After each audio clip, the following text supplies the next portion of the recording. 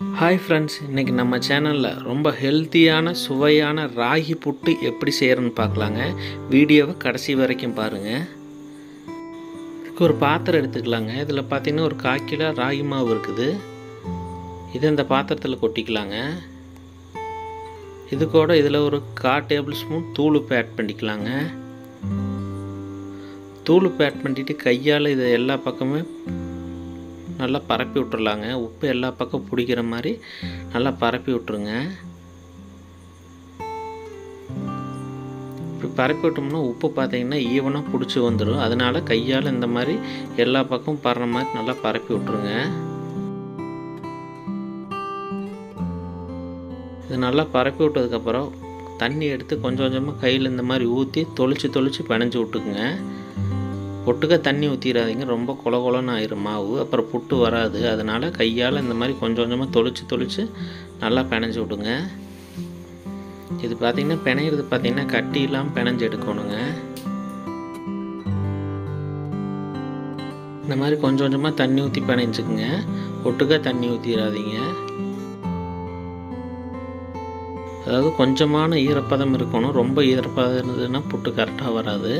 அதனால் கொஞ்சமான ஈரப்பதம் இருக்கணும். அதனால் கரெக்டாக கொஞ்சம் கொஞ்சமாக தண்ணி ஊற்றி பிணைஞ்சிங்கன்னா உங்களுக்கு கரெக்டாக வந்துக்கும். இந்த மாதிரி கொஞ்சம் கொஞ்சமாக ஊற்றி தொளிச்சு விட்டு பிணைஞ்சிக்குங்க.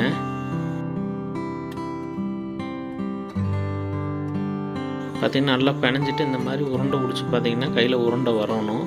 அப்படின்னா தான் உள்ள ஈரப்பதம் இருக்குதுன்னு அர்த்தம். உருண்டை வரலாமல் உடஞ்சி போச்சுன்னா அப்போ ஈரப்பதம் இல்லைங்க, வரன்னு இருக்குதுன்னு மாவு அறுத்துங்க. அதனால் இப்படி உருண்டை பிடிச்சி பார்த்துட்டு கட்டி இல்லாமல் நல்லா பிணைஞ்சி எடுத்துக்கலாங்க இந்த மாவை. இப்போ பார்த்திங்கன்னா கட்டி இல்லாமல் நல்லா பிணைஞ்சி எடுத்தாச்சு.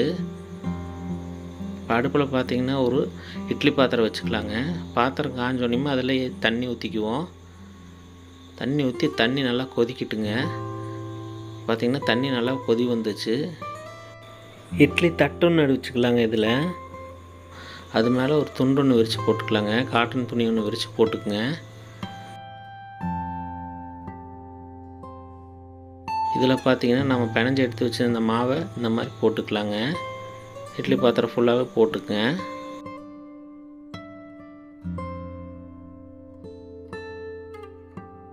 மாவை இந்த மாதிரி உதிரியாக போட்டுக்குங்க. கட்டி இல்லாமல் உடச்சி விட்டு நல்லா உதிரியாக இந்த மாதிரி எடுத்து போட்டுக்குங்க.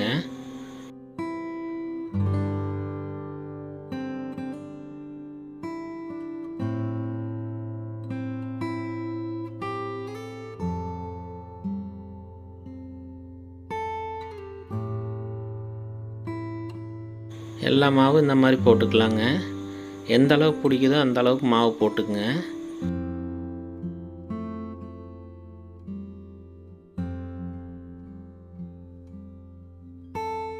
போட்டுட்டு இட்லி பாத்திரம் மூடி வச்சு நல்லா கப்புன்னு மூடிடலாங்க. இது ஒரு 20 நிமிஷம் நல்லா வேகட்டுங்க. அதுக்குள்ளே பார்த்திங்கன்னா நான் நிலக்கடலை எடுத்து வச்சுருக்கிறேன். இது நல்லா வறுத்து தொலியை சுத்தம் பண்ணி எடுத்துக்கலாம். இப்போ பார்த்திங்கன்னா நல்லா வறுத்து தொலியெல்லாம் சுத்தம் பண்ணி எடுத்துருக்குதுங்க. ஒரு மிக்ஸி ஜார் எடுத்துக்கலாங்க. இப்போ அதில் இந்த நிலக்கடலை ஆட் பண்ணிக்குவோம். இது கூட நாட்டு சர்க்கரை ஒரு 2 டேபிள் ஸ்பூன் ஆட் பண்ணிக்கலாங்க. காஸ்காய் சர்க்கரை ஒரு 1.5 டேபிள் ஸ்பூன் ஆட் பண்ணிக்குவோம்.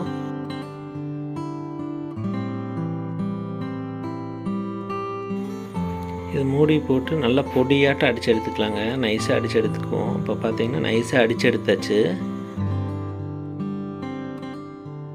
இப்போ பார்த்திங்கன்னா நல்லா பருவருப்பாக இருக்குது பாருங்கள். இந்த அளவுக்கு நல்லா அடித்து எடுத்துக்கலாங்க. பார்த்திங்கன்னா ஒரு 20 நிமிஷம் ஆயிடுச்சு. புட்டு நல்லா வெந்து வந்துருச்சு. இப்போ கையில் எடுத்து இந்த மாதிரி நசுக்கி பாருங்கள். இந்த மாதிரி நல்லா அமுந்து வரணும்.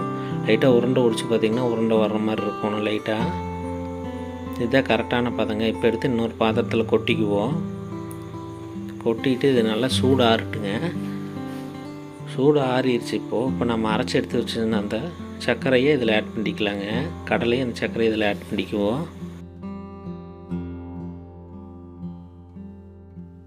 நீங்கள் வெல்லம் இருந்தால் வெல்லம் கூடி போட்டுக்கலாம். அப்படி வெல்லம் இல்லைன்னா இந்த மாதிரி மிக்ஸ் பண்ணி போட்டிங்கன்னா நல்லாயிருக்கும். இதில் பார்த்திங்கன்னா ஒரு 1/4 மூடி தேங்காய் ஆட் பண்ணியிருக்கிறேங்க.